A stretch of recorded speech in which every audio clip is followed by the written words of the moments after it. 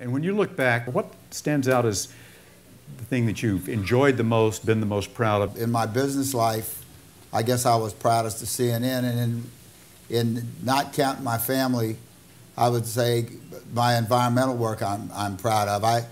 I went from no bison to 3 bison to 55,000 bison in 30 years.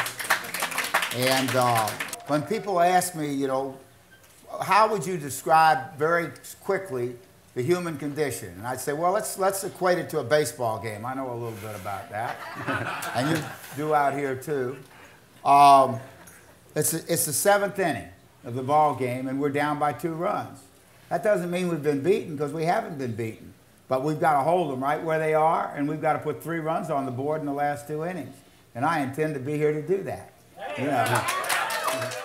And, you know, being warm and having electricity are mighty nice things to have, and I can understand that. But we just have to, we've got the technology now to go to solar and wind and geothermal and go clean. Why don't we do it? Because I'll tell you why we're not doing it. We're going to have to figure out a way to beat the coal and oil lobby in Washington. We've got to take our country back.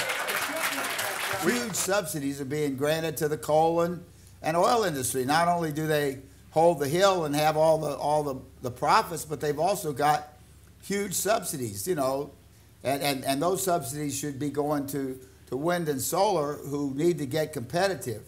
But they really have a lot of good things going for them already, but we're just being smothered by these big guys, the same way that the cigarette industry delayed the passage of meaningful legislation on smoking. And they're running ads like crazy. And, you know, I have to admit, they make me feel like I want to vote for coal. Clean coal. There's no such thing as clean coal. Maybe there will be at some point, but there isn't yet.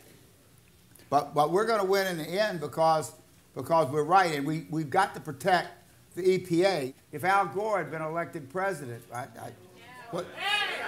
we've been that close to winning big.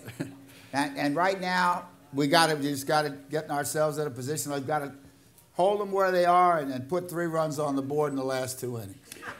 Captain Cousteau and I were having this discussion 20 years ago on the Amazon on the Calypso, and he just said, failure's not an option. Failure is not an option. We have too much at stake. This world is so beautiful, and I love it so much, like we all do. And we just can't let it be destroyed.